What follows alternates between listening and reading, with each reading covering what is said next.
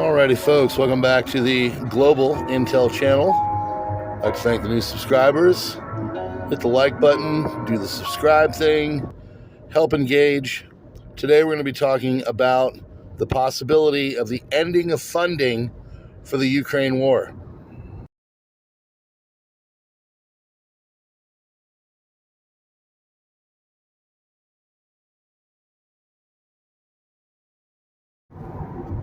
All right, folks, I appreciate you being here. This one has been kind of in the background because, of course, everything going on in the Middle East is taking over.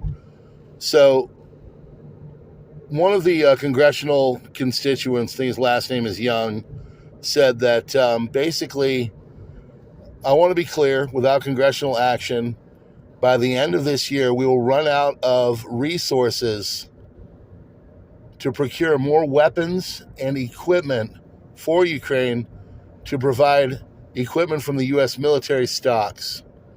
There is no magical pot for funding. And basically, he's saying that we're at the end. So, a lot of things I want to talk about this with, what's going on over in the Middle East is basically taking the wind out of the room. Yesterday, you had Jens Stoltenberg, Supreme Leader, whatever his name is, of NATO, basically saying that we should expect the worst from Ukraine. And so that would be a wise position to do. All I can say is this, folks, is that Israel is more important to us than Ukraine. And all of this is kind of happening in stages for a reason. They're not stupid when it comes to the Russians, the Chinese, the Iranians. They know that this is a good time to start the whole thing in early October. At that point, Russia was really kind of at a stalemate, but the end of the counteroffensive from Ukraine had really started to begin as they got prepped for winter. So it worked out well for them. Here's the problem, and I noticed this today as I was looking through things. We are really tapped out when it comes to our just stuff, our weapon stocks. We're tapped out. We don't have, first of all, the stocks that we used to have.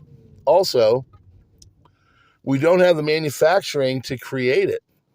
I just heard that they're going to be basically running full-time shifts in a munitions plant in Scranton, Pennsylvania to try to keep up with certain things like 155 millimeter howitzer shells, but it's still not going to be enough. If you look at Russia, they are in full swing. They are just producing all kinds of weapons and shells and munitions, and they're ready. Also, China's is the same way. They're getting their fleet, everything in their war chest is put together. It came out today that it's going to take 3 years for America, NATO, EU to basically get back and to be in a place where we could mount a substantial stop to any kind of aggression as it pertains to the Ukrainian thing. So I think what's going to happen is I think they'll be able to cobble together something, not nearly what it used to be, but something for the Ukrainians. Because you have to also think they have dumped all of this money into this. And because of that, they really will lose face if they don't get it together and make it so they can at least stalemate things. So that's why I think they trotted out Jens Stoltenberg. He knows what's coming. He knows the writing's on the wall. And he basically said, we got to get prepared. But he also said in that statement, we're going to keep funding them. We're going to keep helping them. Well, what does that look like? The funding, the money, all of it is out the window. They just don't have what it used to be. They don't have the manufacturing base to produce. And the Middle Eastern thing is definitely taking a lot of assets off the table, and we don't have the ability to restock. So I think we're going to get to a point where we'll be able to give them money and all that, but eventually you will see the Russian army roll over, and now whether they stop in the provinces the oblasts that they've taken, I don't know.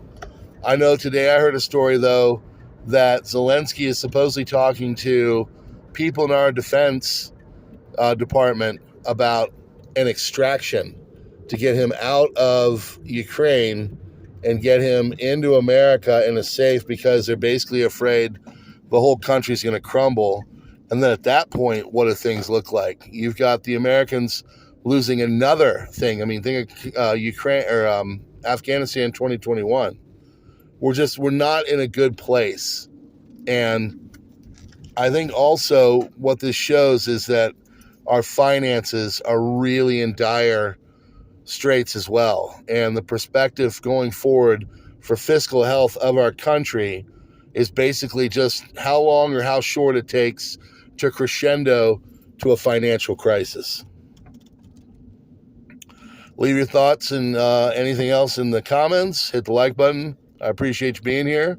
Tell people about the channel as we get into analysis of what's going on, and we'll do more. Thanks, friends.